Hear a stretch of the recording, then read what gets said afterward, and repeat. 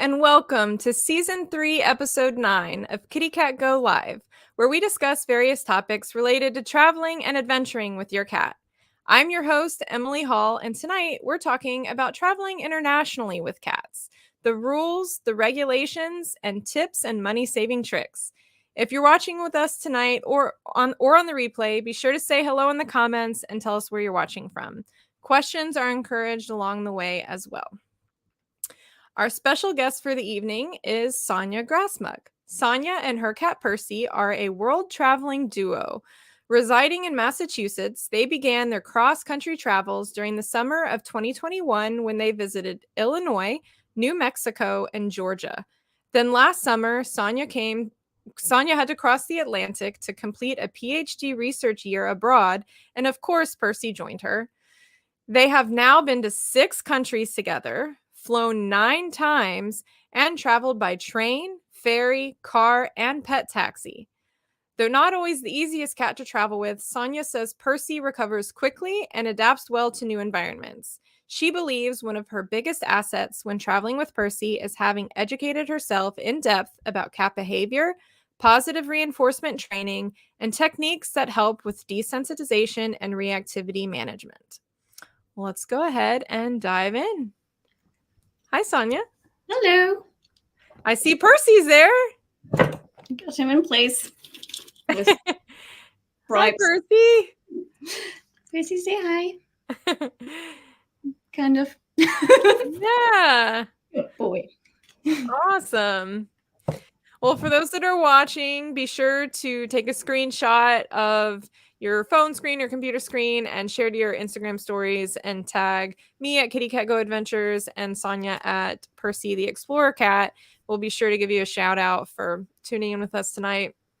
But Sonja, why don't you kick us off by telling us more about yourself and Percy?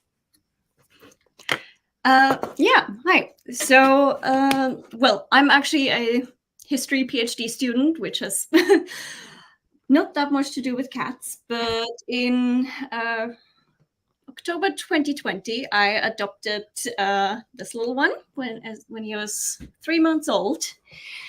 And yeah, since that, he's kind of taken over my life, and I also really got into everything, like learning more about cats, about, generally animal behavior, training, whatever.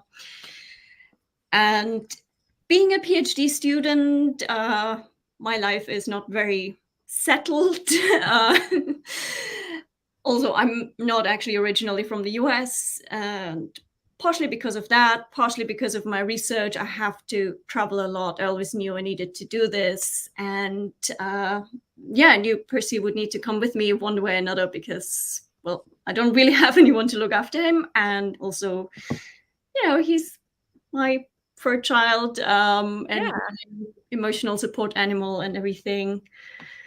But yeah, my priority is, of course, always to make sure to make the travel as easy for him as it's possible for me to make it for him, and hopefully also get him to have as much enjoyment along the way as it's possible. Sometimes that works, sometimes a bit less. Well, I think anyone who adventures with their cat in any form or fashion knows that sometimes things don't go the way that they're supposed to. Yeah. That's part of the fun, right? Mm-hmm. Oh yeah, and you learn all the time. Yes, always learning, for sure. So I mentioned in your bio that you guys have done a lot of international travel. You've flown from the US over to Europe and traveled a lot across Europe to 6 different countries. So can you tell us a little bit about the types of international travel you guys have done, the places you've been? Yes. So, well, our actual destination was simply the UK and Ireland. But getting from the US or anywhere else directly to the UK or Ireland with a pet is not really that straightforward, because specifically the UK and Ireland, they have certain restrictions in there, which is why I knew I needed to travel via Europe anyway. Also, I have family in Austria, which is also one of the reasons why I thought, okay, we'll first go there, visit the family for a bit, and then travel through Europe and make our way from there to the UK. So we took a flight with Condor and Lufthansa. Condor is like a sub-airline group of Lufthansa or something, so both German ones. From Boston to Frankfurt, and from there connecting flight to Vienna. So this was the first very big stage. Then we had 2 weeks in various parts of Austria, visiting family and so on. And then we eventually took a flight, well, actually from Slovenia, because it so happened that this was where the nearest, most convenient airport was, to Belgium, spent one night in a hotel in Belgium, and then made our way by 3 different trains from Brussels to Calais at the coast of France. Then spent 3 nights in a really nice, quiet Airbnb there to, you know, give both of us a bit of a breather. Yeah. And from there, we then took a pre-booked pet taxi that took us onto the, it's called the shuttle train that goes through the Channel Tunnel into the UK. So that's quite the journey. Yes. And then, well, just to quickly go through the whole journey. So, and then we were in London for 4 months, and then I got a car, and then we were driving through England and Wales over a couple of stages, and then eventually took a ferry to Ireland, traveled through Ireland, and we lived in Ireland for 7 months in a cottage and then somewhere else. And then recently, over the last couple of months, we kind of made the way back into the UK, and in the end, a flight out of the UK via Frankfurt back to Boston. So this is the journey, and I'll go into more details soon about how and why.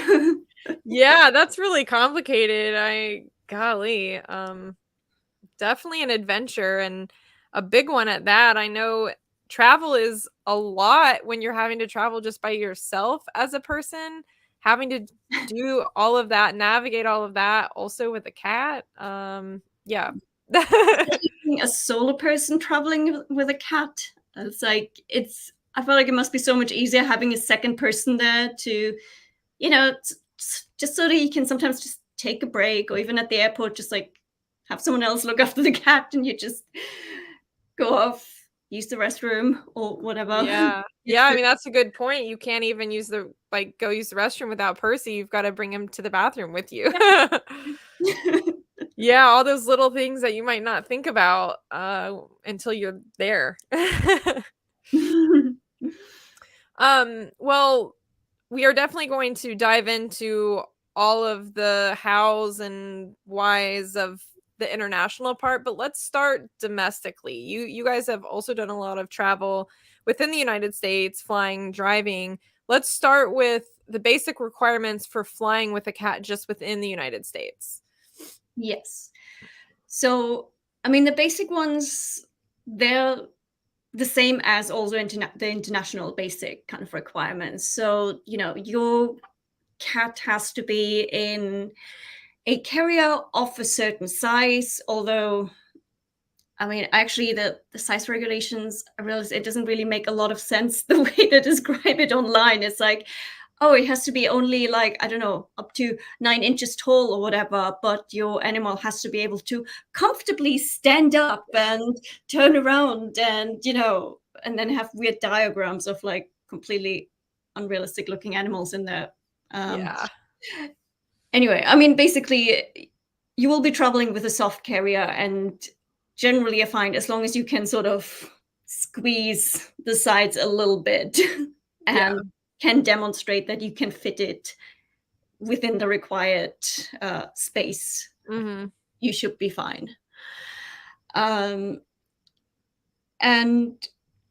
so the rules are usually always, so the cat has to stay in the carrier the whole time, actually also all the way on the airport, throughout the flight, and under the seat in front of you. I mean, that's the rules. In the US, I found those rules aren't being mostly not enforced that strictly. So I mostly let Percy out at the airport, like at the gate or something, where we find like a nice quiet corner just to let him stretch his legs a little bit. And obviously take him to, either big unisex toilet or baby changing room or like accessible toilet or something like that, where you have like your own big cubicle basically, and set up his potty for him and hope so he can use that. And then in the plane, I mean, Percy really, I don't know, he sometimes cries a lot when he has to be like under the seat in front of me. He's sometimes a bit calmer if I have to carry on my lap. And occasionally I also kind of opened it a bit when he was quiet, give him a treat and stuff. And I actually found, like, in the US, so I mean, maybe I was lucky, but no one ever told me off. Yeah, I've found that to be true because I've flown with Kylo a couple of times, and on one flight, they were super lax. Like, I had his carrier in the seat beside me for the whole trip. Luckily, I had a row to myself, and that probably has something to do with it, like how full the flight is. But my first flight was fairly empty. I had a row to myself, so I just kept Kylo's carrier on the seat beside me, and no one said anything to me. I was able, open it a little bit, like you said, give him some pets and treats, and some of the flight attendants noticed him and they wanted to pet him and say hello too, and it was great. But then on my second flight, I did the same thing and they told me no, that he had to go under the seat. So I think it just depends on the flight attendants you have, maybe the airport that you're at, even the airline probably, and how strictly they enforce their rules. And my sense is in Europe, they're a bit more strict, probably especially the German airlines. I don't know if that was a coincidence or, playing to the stereotype. They seem to be a stickler for rules. So like Lufthansa and associated flights. So just so you know, they are more strict in that. Is there any paperwork that's required to fly with a cat within the country? Within the country, I think mostly they don't even check, but in general, I think it's certainly recommended that you have like just a vet's health certificate or something. It's always good to have it. And, anyway, it's good to just go to the vet before a flight and also talk to them about things like, getting some kind of calming medication like gabapentin and so on. And also specifically talk to them about the dosage, because that's something that initially no one told me. I know it was just like, I have some still at home. Can I give that to him? And they're like, yeah, sure. And it's like 50 milligrams, and it didn't do much for Percy because he's a big cat. And I mean, most recently I talked to a vet and they were like, oh, I can give him easily like 200 milligrams. Oh, wow. So talk to your vet about that and how much, should be kind of adequate for your cat. And every cat will react to it differently. Also, I would advise, be that gabapentin or any other kind of calming supplements or anything, try it out before. Don't give it to your cat the first time when you're flying. Test it at home, see how it affects your cat, and make sure your cat doesn't have any adverse reactions to it or anything like that.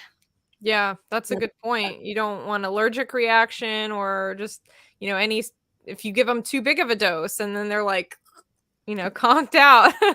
Yeah, which has never happened to Percy. I don't know. He's pretty robust. Yeah. And so just generally one tip, I would say pro tip for flying with a cat, beyond all of the very good information that people can find, on your KittyCatGO website, and so is take into the cabin, take 2 carriers.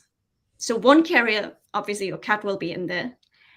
Take a second carrier. And so basically with most flights, especially in the US, you're allowed to, like, if you're having a cat, you're not allowed to have like a carry-on, but you're allowed to have like a personal item, which is some kind of, bag of whatever size. Take like a bag, like a large handbag or something, then put it inside the other carrier, and then carry the carrier as your bag, your personal item.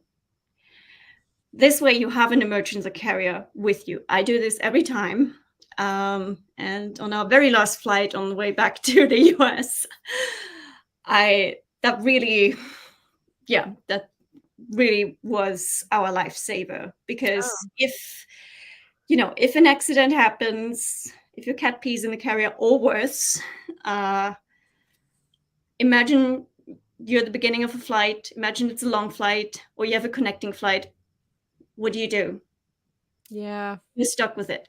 So having this second emergency carrier with you in cabin, it can be a lifesaver, because you can transfer your cat and then try to clean the other carrier if you can, but also take with you something like, the like large waterproof, like compression bags, like the kind of stuff you take when you go hiking, so your stuff doesn't get wet or something. Take like at least one of those large ones with you, so you can put the dirty carrier inside that. Yeah. And also make sure you have enough other bags or whatever to then carry your stuff. Yeah. Yeah. Good stuff I wouldn't have thought about. And pet wipes. Of course, you can also, put puppy pads and whatever in the carrier, but if your cat's anything like Percy and has like tantrums in the carrier and just rolls around, they're not going to stay in place. And help. Yeah. This is my pro tip. Trouble with carriers. And so far, taking that second carrier as a personal item thing has never been a problem. So cool. Well, looks interesting because everyone thinks you're traveling with two cats. Well, that's a great tip. And thanks for sharing that, because that's one of those things that most people probably wouldn't think about until something bad happens and you learn that lesson the hard way. So don't learn this lesson the hard way, listeners. Learn from Sonja's tips. I fortunately, I've been doing this before something bad happened. So yeah, that's good. You were prepared. Foresight in this case.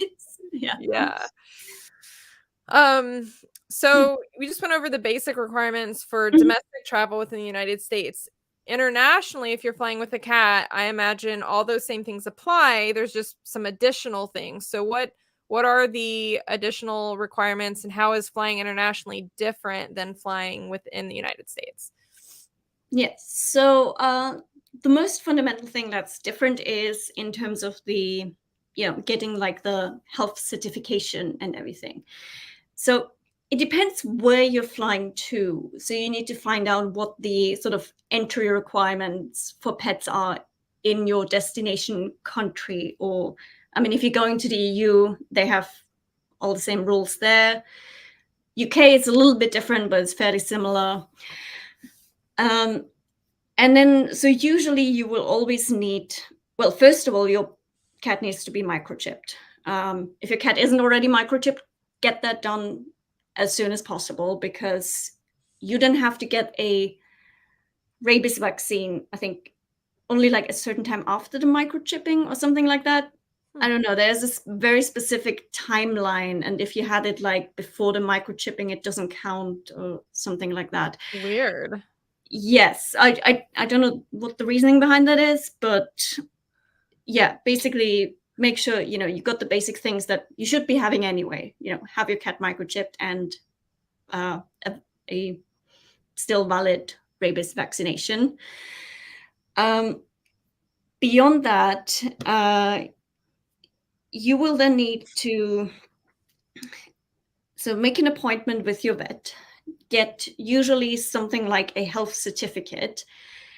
And in many cases, and I think sometimes that's like the requirements of the airlines, not always of the country, and it can vary. But like sometimes this shouldn't be older than like 10 days. Mm-hmm. So you should plan it in a way that it happens shortly before the flight. Now, where it gets really complicated is, especially for a lot of international flights, you have to get this health certificate from a specific vet that's like, I think, a federally certified vet or something like that. Oh, wow. And then you have, once they sign that, it then has to be mailed, physically mailed to the USDA, the Department of Agriculture, and they have to, I think, I don't know, approve it or validate the signature or something like that. Basically, put their stamp on it and mail it back to you. And you obviously need to get it back before you travel. So all of this has to happen within 10 days. Well, so I'm still not quite sure. This is what I initially thought. And I basically ended up paying, I think, an extra $50 or whatever for like, express mail to get it to them. And then also because you need to send them an envelope to get it returned. I'm a little confused. I tried to actually look this all up again online before our meeting today. I looked at the website and ended up more confused than before. So I just looked at like the governmental guidelines and what it says there. So basically, I would say my tip is, once you know you're gonna travel internationally with your cat and where you're going and when you're going, contact your vet, tell them about it, and they will then be able to tell you, first of all, is either your vet or another vet in that same practice certified to give you the specific health certificate that you need. Mm-hmm. And then hopefully they will also be able to advise you about the timeline when you should be coming in and making sure you have enough time to send that form and get it back and all of it. Wow. It's weirdly complicated. Yeah. So just be aware of it, plan ahead. And yeah. Yeah, I imagine your cat has to be up to date on all the vaccinations too, right? Yes. I mean, I can't tell you now by heart what exactly the things are that they need, and it maybe it's kind of country specific as well. But again, just as soon as you know you're going to be traveling, contact your vet, and they should be able to tell you that. And if they can't tell you that directly, they should be able to refer you to someone else, or like a website or something where it tells you exactly what you need. Yeah. What about flying with cats in cabin versus as cargo? I know that's a big topic for international travel. People don't want to have to put their pets in cargo. Yes. So they're actually, when you talk about like cargo, they're actually two different things. So one is actually, I think, like actually in like the luggage compartment or something like that. Yeah. Which is definitely something I think I would never ever recommend. I think that could be actually dangerous. And not all airlines allow that anyway, especially not traveling transatlantically. Traveling via cargo is different. So with that, I only really looked at that in terms of getting to the UK, and I'm not sure in how far this is different if you were to plan to do this to get you to different places. But usually you do this via a special pet shipping company. And so they kind of take care of everything. And I mean, the one good thing is they then also tell you exactly about the whole process with like the vet and certificates and everything you need to do. And they will actually, I think, also look after your animal definitely before and after the flight, maybe even during the flight. I'm not quite sure, but it's something that's like a lot safer and taking animal welfare into consideration. Problem with that is it can be absolutely hideously expensive. I would imagine. I didn't do it. So I only checked this out once in summer 2021. I looked at how much it would be to get Percy from Boston to London on a direct flight via cargo. And yeah, I contacted a couple of pet shipping companies, and there was one I talked to on the phone, and she was like, yeah, in total it's going to be something like $3,000. Oh my gosh. I know, yes. I mean, even the person who I talked to was like, yeah, it's absolutely hideous, but it's because of, I don't know, specifically also like because of the weird UK regulations. And I'm not sure how much the whole COVID situation played into that as well. So maybe it would be cheaper, but still expected to cost quite a bit. Yeah. Much more expensive than like taking your pet in cabin. And then the other issues with that is, so they have like, I think especially flights going out of the UK, they have like very strict regulations about temperature. So if the temperature on the day of the flight is above a certain temperature, I don't know where the cutoff point is. If it's above that, they say no, the pet cannot fly. So you might end up flying out, but your pet stays behind. And I'm not quite sure what happens then, but I guess they probably have to board the pet and you probably have to pay extra until they can ship it, not to mention how horrible that would be for your cat. So Golly. that is, especially if you're traveling in summer, that's the kind of danger with that as well. Is that the only option for flying to the UK is with the pet shipping company? So if you want to fly to the UK directly, yes. Yeah, so the UK has different rules to Europe. So to Europe, you can definitely, there are a number of airlines that allow you to take your pet in cabin. But the UK and Ireland both have those weird rules where they say you're not allowed to take your pet into the country in cabin. Yeah, only via cargo and via like a pet shipping company. And then also weirdly, if you do this, you have to pay like customs for your pet in the UK, even though if you're taking your pet into the UK through another way, you don't have to pay customs. It's not making sense, but that's another like a few $100 or something. So just be aware. Yes, so this is why if you want to take your pet to the UK or Ireland, I recommend fly to Europe and then make your way from there. And yeah, so the next problem is once you are, let's say if you want to fly to France or Belgium or something, and then okay, just take like there's this nice train, the Eurostar, that goes directly, from Paris to London. Great. Guess what? That train does not allow pets at all. The only pets on there are, certified service animals. Yeah. So sadly, that's not an option, which means the only options are to either take the shuttle train that also goes through the Channel Tunnel, but you need a car to get onto that shuttle train. And the other one is taking a ferry. But last time I checked, you also needed a car to get onto the ferry if you want to take a pet as well onto the ferry. Wow. So the option I took is you book a pet taxi. So there are very specific services called pet taxis. There are a number of different companies that do that. They pick you up from various places within Europe. You can even do like a really long journey. It will just cost you a lot. And then they just drive you and your cat and your luggage, all the way to the UK via the shuttle train, and then drive you wherever you want to in the UK. Of course, the longer the journey, the more expensive. But the shortest you can do is just take it from like Calais to Folkestone is where the shuttle train ends. So yeah.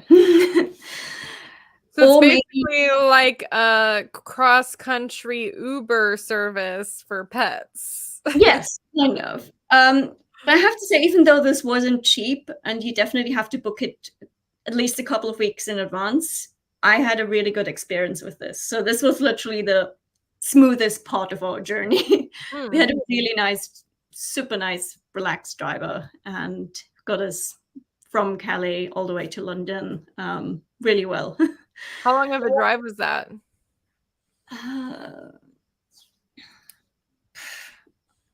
Can't remember. Maybe like 3 hours more.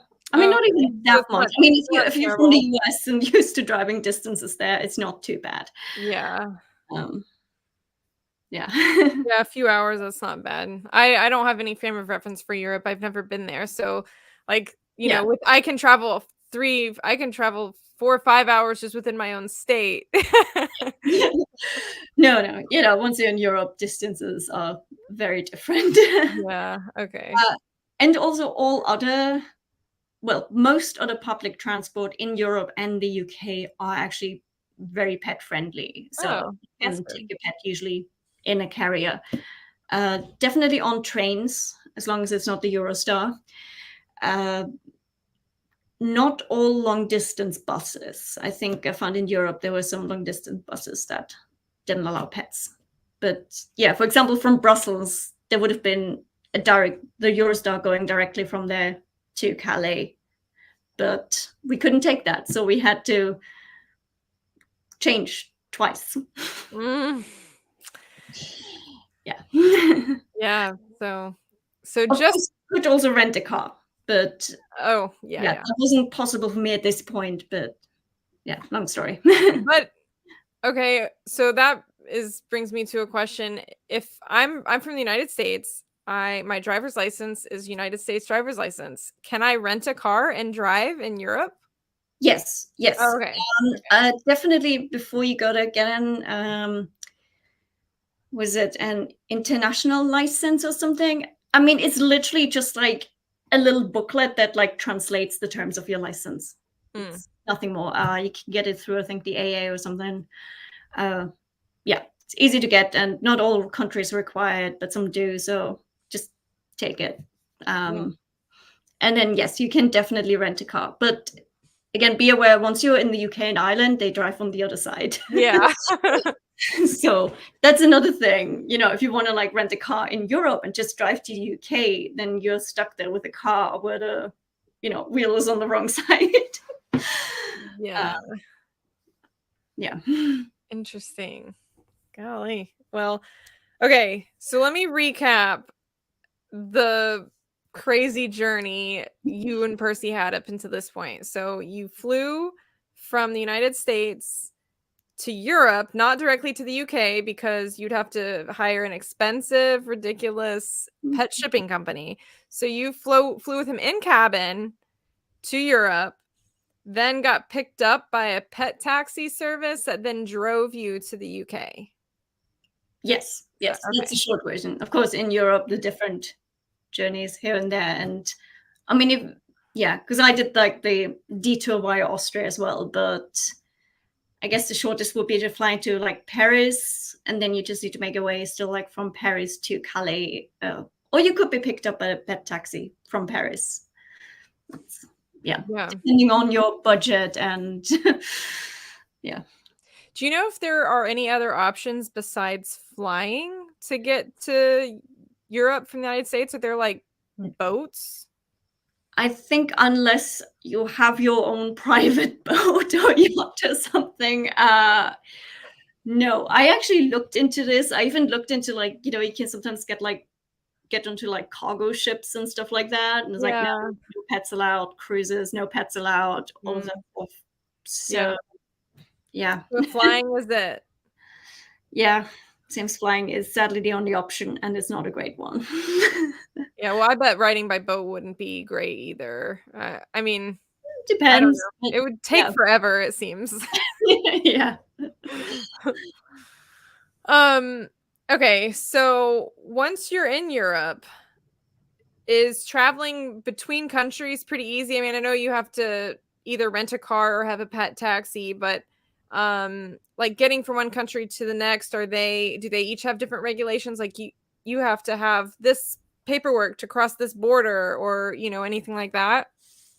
No. So the good thing in Europe is, especially any countries that are part of the EU and especially the so-called Schengen zone, is it's pretty much the same regulations everywhere, and you don't need.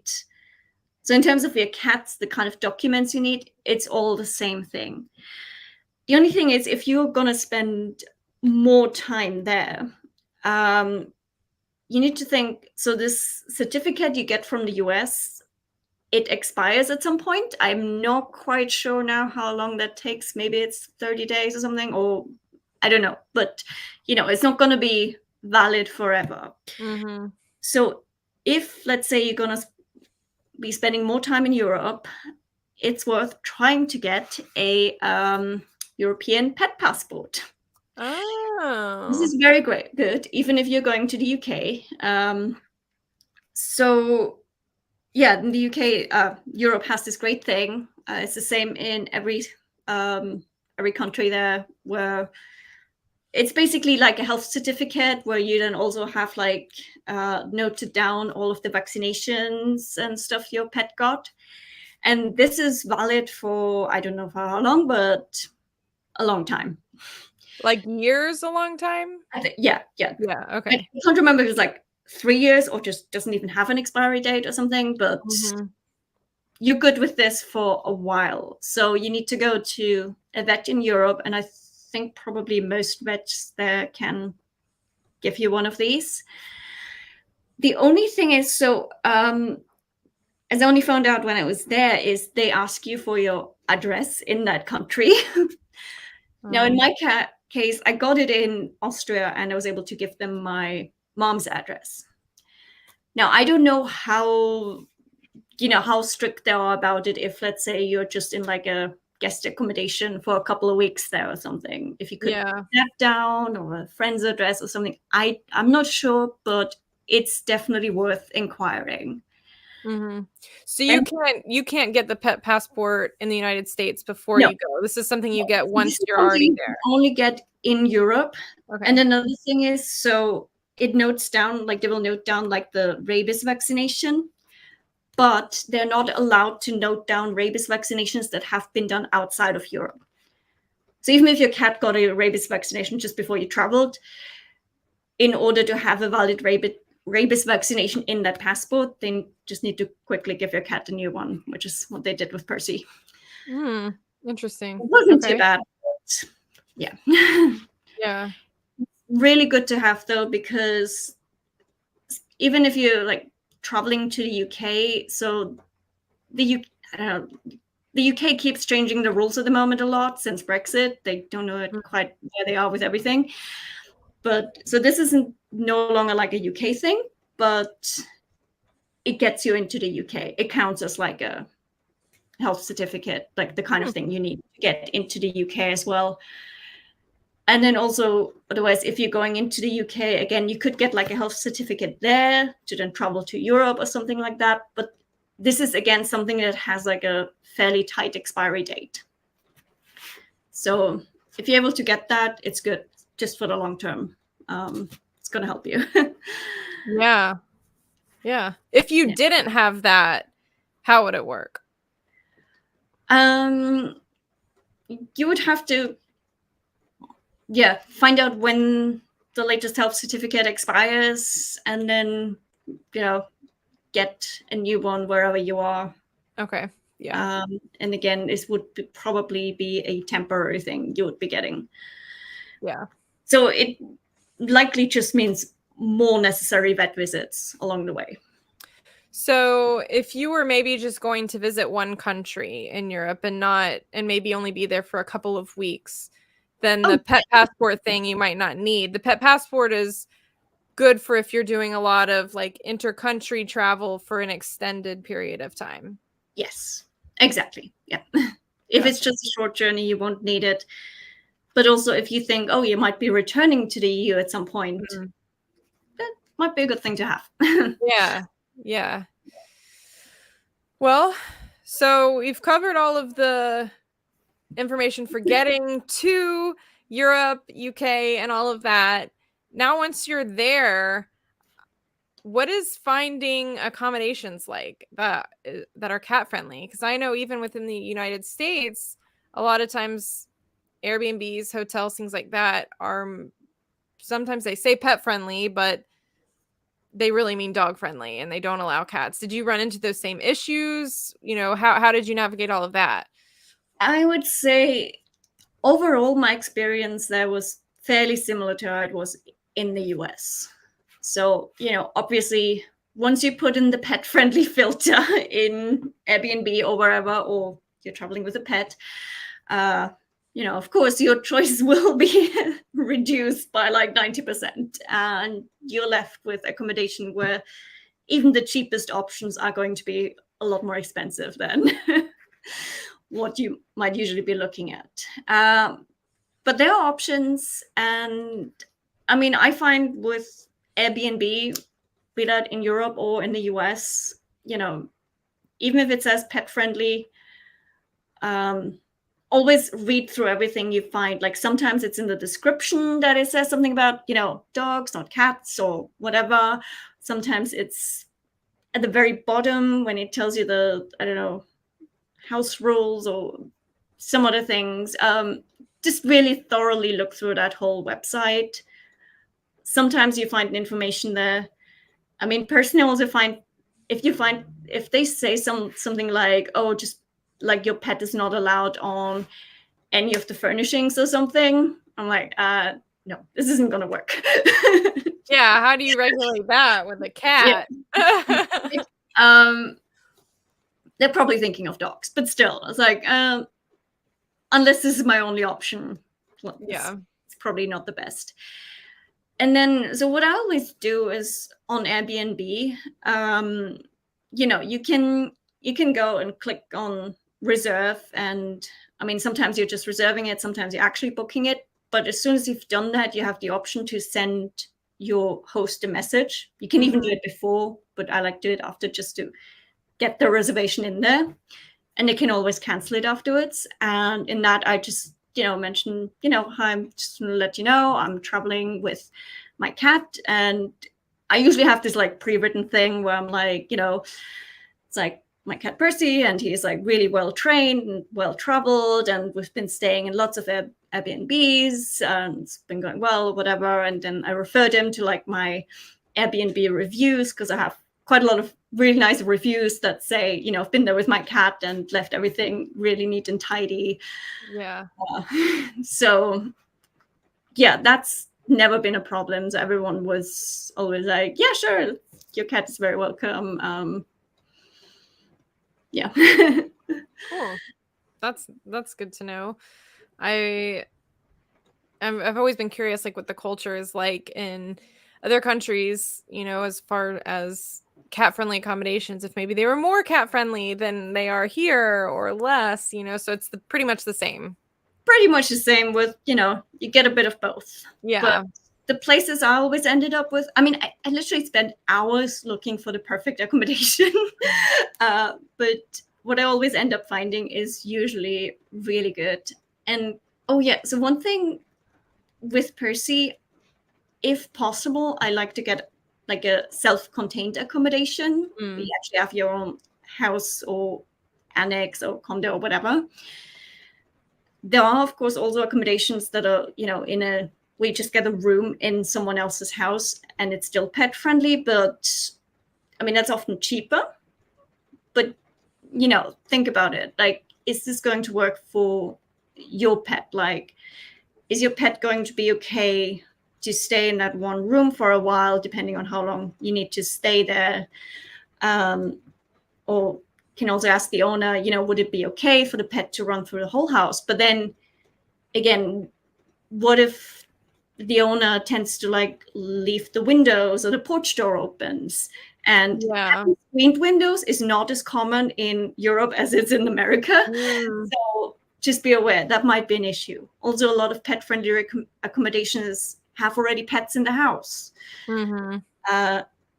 So those are just things to consider. Like, how do you think this is going to work for you, for your cat? What would your cat be? Yeah. Comfortable in? How well behaved is your cat? and all of this. So yeah, just something to think of when thinking of what type of accommodation to book. Yeah. So once you've found the place to stay, you're there, you're setting up your space for Percy. What kinds of things have you packed for him? What are the basic travel necessities for international travel? I mean, I know obviously you're going to need food and water bowls and beds, toys, litter, scratchers, like the basics. Is there any additional thing that you always bring or recommend bringing for international travel or extended stays? I mean, mostly it's pretty much the same as I would pack for travel within the US. So, all of the staples that you need, they're gonna help to make your cat feel comfortable. Now, one thing that's just generally helpful is if your cat is, used to a variety and change. Like, for example, if you're suddenly in a different country, that the litter you were able to get there might be different. That's not a problem with Percy, but I know other pets might be picky about that. Food, definitely. There's a lot of food that, you can't get in Europe. And I mean, I really noticed the kind of pet food on offer, especially healthy cat food on offer in the UK, in the US is so much better than what you can get in most places in Europe. Like in all of the UK and Ireland, I could not find any freeze-dried raw cat food. It just doesn't exist there yet. That's so interesting because I always think of Europe and the UK as being like ahead of the US as far as health things and food regulations, like because they don't allow a lot of the unhealthy things that the US does. So I would think their pet food would be the same, that it'd be healthier and better there. Yeah, no, in that, no, not at least not in with cat food. I'm not sure about dog food.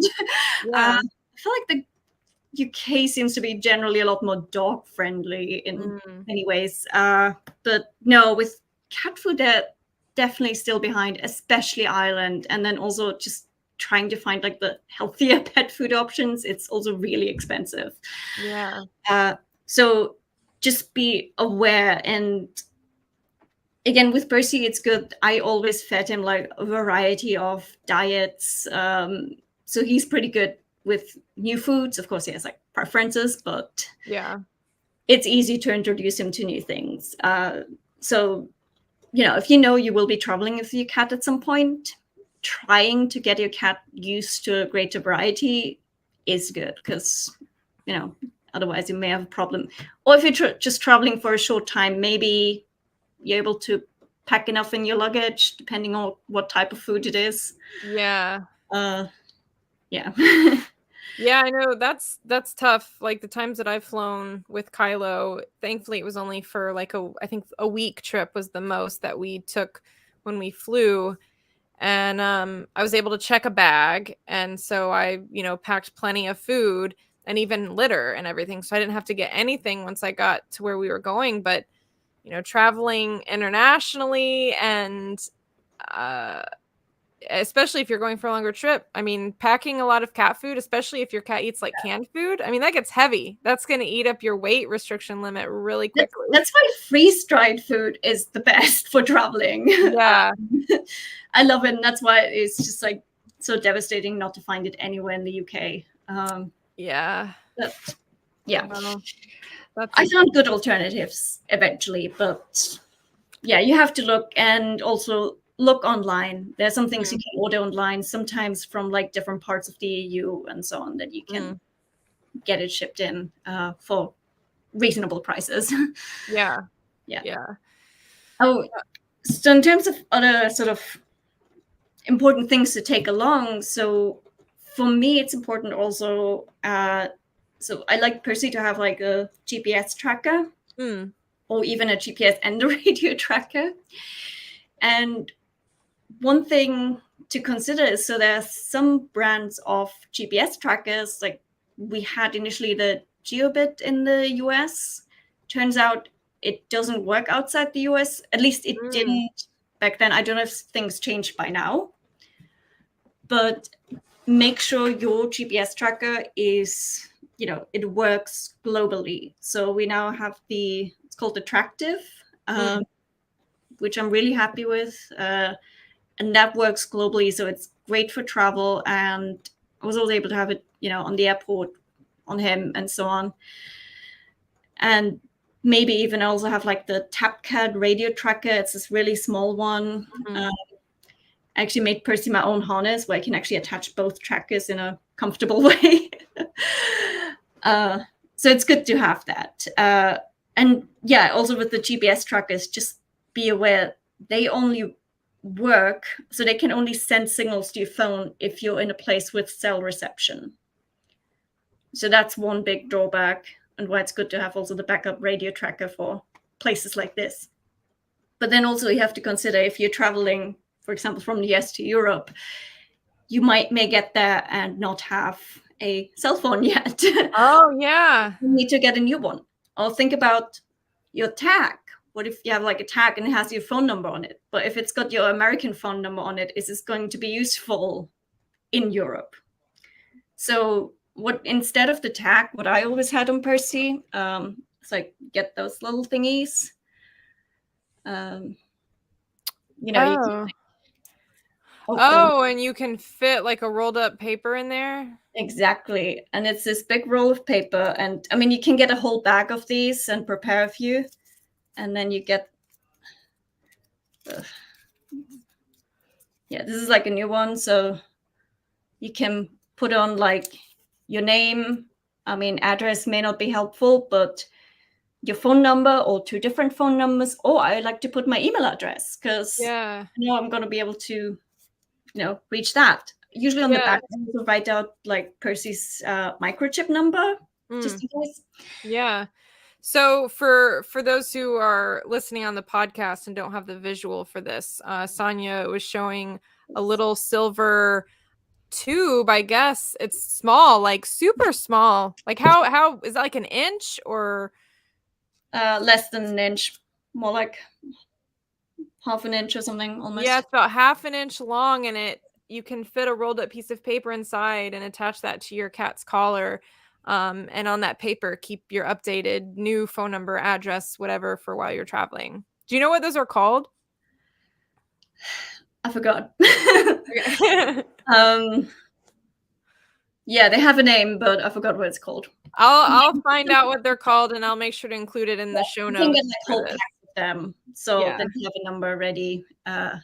So if you're going through a number of countries and have like different phone numbers or whatever. Yeah, I mean, I can think of a lot of practical obligations to that, even without international travel. Like Britt, who's watching with us, hi Britt. She said it would be even great just for camping, being able to add your campsite number and things like that for, if you're traveling in a new place with your cat. Oh, yes. Yep. Well, golly. So many little things, like new phone number. I just wouldn't have thought of that. Yep. Okay, well, an overwhelming theme from everything that I've heard from a lot of the things, at least that you've mentioned tonight, is that it's all fairly expensive to travel internationally with a cat. So do you have any money saving tips for international travel with a cat? Okay. Oh, actually, before we get into this, very important, before I forget, the ferry and another general thing I just thought of. So I just like I should go through this because it's important. So I ended up taking the ferry from the UK to Ireland with the car. Now, when I first took it from the UK to Ireland, and I don't know, there are a number of ferries that go there and a number of different routes, and not all of them allow pets, but some do. And the ones that did, when you first went there, it said, so you're only allowed to keep your pet in your car. You can't take it like on the deck or anywhere. And the only other option would be to put your pet in they have like those kennels. I don't know what this looks like, but it doesn't sound like a good option for cats. No. And I initially thought, okay, great, yeah, it's a familiar environment for him. I can stay there with him. But then turns out, no, you're not allowed to stay in the car. Wait. So Yeah, your cat has to stay in the car, but you are not allowed to stay in the car. exactly. And it's like Uh, this 3-hour trip. And I thought, okay, maybe at least it's still a familiar environment for Percy. It won't be too bad. And I tried to make it comfortable for him. One thing that I didn't consider until I was, on that journey and on the deck above, I realized, you know what, there are car alarms going off all the time. So I don't even want to know what Percy and the other animals they have to go through. yeah. First of all, if you know how to turn the alarm in your car off, do it. But even then, there are probably going to be alarms all around you going off. Why? And it must be horrible. Oh, it's just because of the motion. It just sets the alarm off a lot. It's normal. Oh, yeah. But it's like, whoa, how are you okay with like putting pets through that? So that's pretty horrible. And Percy at the end of that journey seemed a bit shell-shocked. So I think Well, yeah, I would imagine so. Were you allowed to leave the car on?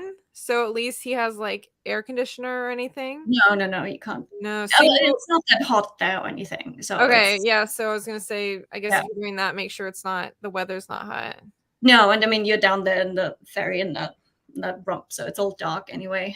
Oh, Yeah, okay. so those are like really big ferries where it's like, the cars and this specific thing down there, and then there are many decks above. And yeah. Okay. See, I have been on a ferry that like takes cars across. I can't even remember where or why I did this, but it was not a long journey, like, 20 minutes or something. But the cars are just all on top of the deck, like Yeah. exposed to the sun and all of that. They're not under or in anything. Yeah. I mean, again, even there, it depends which ferry you take, which route, and so many different factors. But yeah, especially the main ones I took, like from the UK to Ireland. This is kind of what it's like, and it's like 3 hours. But the thing is also, so on the journey back, fortunately, I happened to find out that things changed over the 8 months I was in Ireland, and suddenly they had introduced pet-friendly cabins. So you could pre-book a Oh. pet-friendly cabin.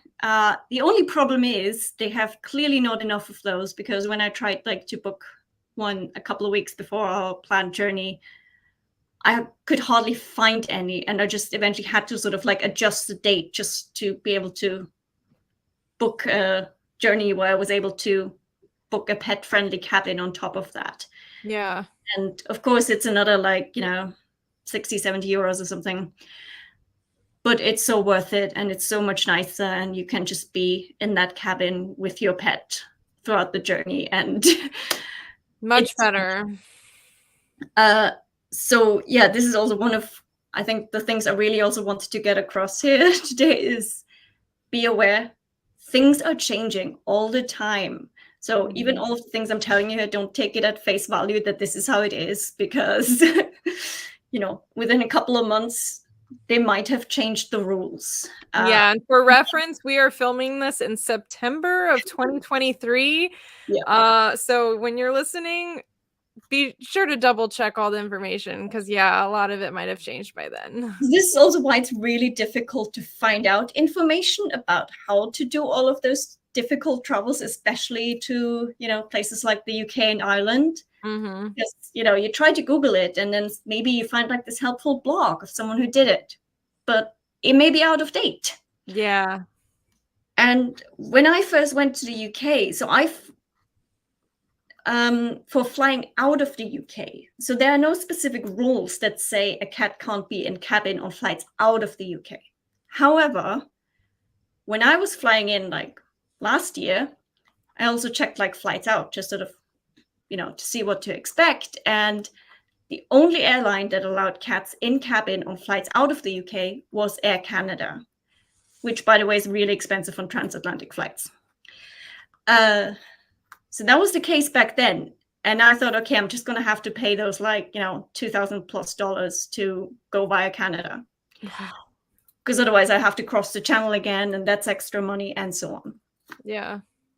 But then I was trying to book the flight, and then I found out, wait, things changed. There are now European airlines that allow you to take your cat in cabin on flights out of the UK. But some do and others don't. And finding out that information is hideously difficult. So first of all, I mean, I literally spent hours and hours just looking at all of the different flight routes. And yeah, so there definitely sadly aren't any that go directly from the UK to the US that allow that. So I knew I needed to go via Europe. And then I had to look at all of the different flight routes from the different airports in the UK to the different airports in the US, in Europe that had like connections to Boston. And then looking at every different airlines, looking through the pet policies. And most of them don't have any clear information on this. They tell you, oh, it's not allowed to take cats into the UK in cabin, but they just don't mention anything about taking it out. Or they mention a part of it, but not all of it. Like one mentioned, like you can't take your cat out of in cabin on flights out of the UK going from Gatwick. But it didn't mention Heathrow, the other London airport. My head is spinning. Like, this is all so ridiculous. You have to then try to contact them. I'm calling them, emailing them, sending them messages via social media. And, it takes a lot of time. I spend so much time trying to find out what my options are. And then problem is most of those airlines, they don't even know their own rules. So I ended up with like 2 potential options. One was via Frankfurt, which isn't great because that's like literally flying in the wrong direction and then having an 8.5-hour flight to Boston. The other one would have been slightly nicer, which would have been to go with TAP Air to Portugal. I could have even done like an extended stay there and then flown across the Atlantic. And the rules weren't quite clear. And I tried calling them, didn't get through, emailed them, didn't get a reply, sent them a message via Facebook, didn't get a reply, called again, eventually talked to someone who I asked this question, and they checked out the rules and told me, no, that's not possible. Like, not out of the UK. Then I booked it the other way via Frankfurt. And a week later, I got a reply to my Facebook message saying, yes, it's possible. You can do this. I don't even know what to say. Well, it's a mess. It's really a mess. Like, it seems everyone is like changing the rules now, and not everyone knows what the rules are. Yeah, that's what I'm getting. My takeaway from all of this is that traveling internationally with a pet is super complicated and super expensive, and that the rules are constantly changing, and that even once you're on your trip, you better be checking in on the rules because they might have changed mid-trip. Pretty much. Oh my gosh. What a mess. Yeah. Well, Britt says, my takeaway is that it's all clear as mud. I'm with you on that one too. Pretty much. That it might even be a generous description. I don't know if there's something less clear than mud, but if there is, that's what we have going on. Yeah. Man, okay. Well, I guess let's get back to the money saving tips. Yes. So in my case, because I was, abroad for a whole year, and I mean, it was a bit different. We weren't traveling the whole time. So ways that I was saving money. So one of the things was, for example, in Ireland. I actually thought Ireland was going to be cheapish, certainly cheaper than the UK or London. I was wrong. It's actually really expensive. Dublin is literally worse than London, especially if you try to find something pet friendly. It's hideous. But what I ended up finding was they have this like rent crisis, and trying to rent something for like 6 months or something is really difficult to find something. But if you happen to be traveling off season, so like not in the tourist season, then you have some good options, because especially in Ireland, they have all those amazing holiday cottages. And over the winter, they're mostly empty. So people are actually renting them out for quite reasonable prices. So that's how Percy and I ended up living in a beautiful cottage in the middle of the countryside in Ireland for 7 months, which was amazing. And another thing was, because then we eventually had to leave this cottage, but I still had to be in Ireland for 1 more month before going back to the UK. And I was just desperate to save some money. And I found there is this website called Workaway, which is like this thing, you know, the old-fashioned roofing where you're like working on like farms or something. It's sort of a similar concept, just you get a variety of jobs. So anything from, you know, working on farms or some DIY stuff to just looking after kids or looking after someone's pets. So basically, it's like free accommodation in exchange for a reasonable amount of work, like usually not too much, but again, it depends on what you find. And there are quite a few of those that actually do allow you to bring your own pet. So that website has like this nice filter where it's like, you know, we'll accept pets or something. What's the website called? Workaway. Workaway. Okay. Yeah. Just be aware, although also look at like visa issues, because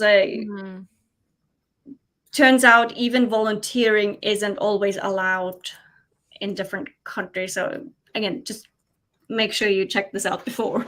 Yeah. But yeah, so I found something with Percy where basically I was just like helping to look after another woman's cat and little dog. So just like pet sitting. Well, I mean, she was still living there. She was just like away doing work during the day. So it wasn't a lot of work. I mean, you know, and it was nice. Yeah. And it was to, you know, introduce Percy to another cat, which didn't go so well, but to another dog, which ended up actually going okay. And it was in a really nice place. And we were able to live there almost for free for a whole month. Wow. Yeah. But again, when you do this or anything else, just think of what's possible for your pet. So if you have a pet that, for example, easily gets on with other animals, other dogs, other cats, you know, you have a great variety of options. There are even like house sitting assignments where they accept you to bring your own pet. So, but you know, it depends, because those house sitting assignments are usually pet sitting assignments. Yeah. Yeah.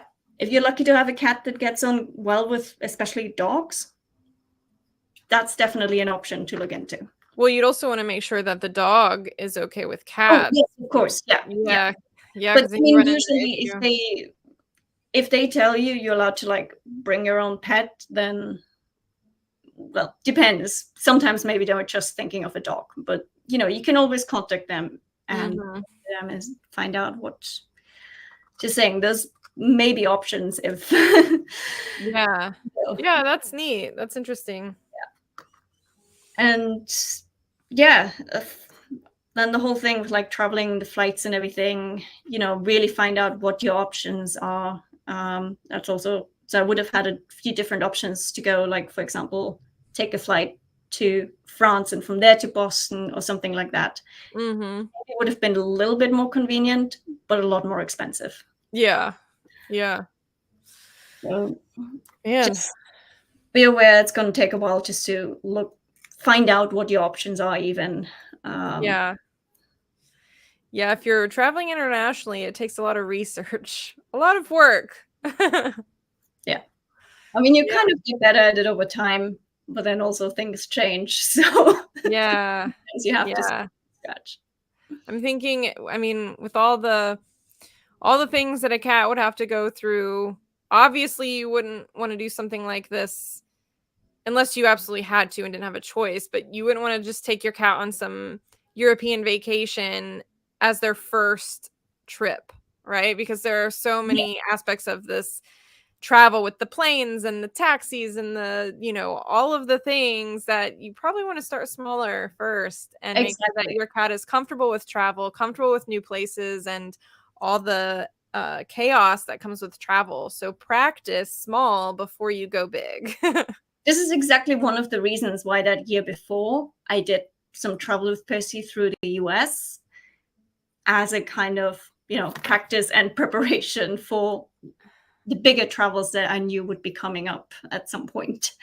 Yeah. Yeah. I mean, I think there are so many training things that you could do to help prep, carrier training, car training. You can't really train for plane rides without doing it, but most of the other things you can, and you could even desensitize your cat to maybe car alarm sounds ahead of time. If you know that is something that you might encounter on a ferry.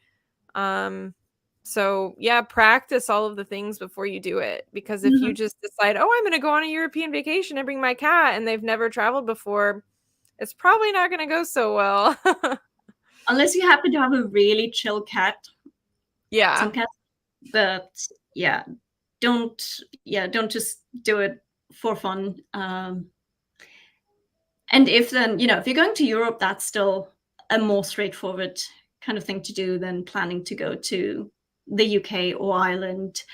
The one other place that doesn't allow any animals at all is Iceland. Uh, but yeah, other than that, most European countries, it's fairly easy to bring your pet there. Although, of course, if you're traveling from the US, it's still a big, long journey, but at least it's a bit Yeah. more straightforward than getting to one of those island countries. Yeah. Golly. Well, Sonja, this has been really eye-opening. I knew international travel would be involved and complicated, but I have to say that it's more than I thought. Yeah, it was a Yeah. lot. Um, Yeah. Well, I know I enjoyed seeing all of your posts on Instagram when you and Percy were on this trip.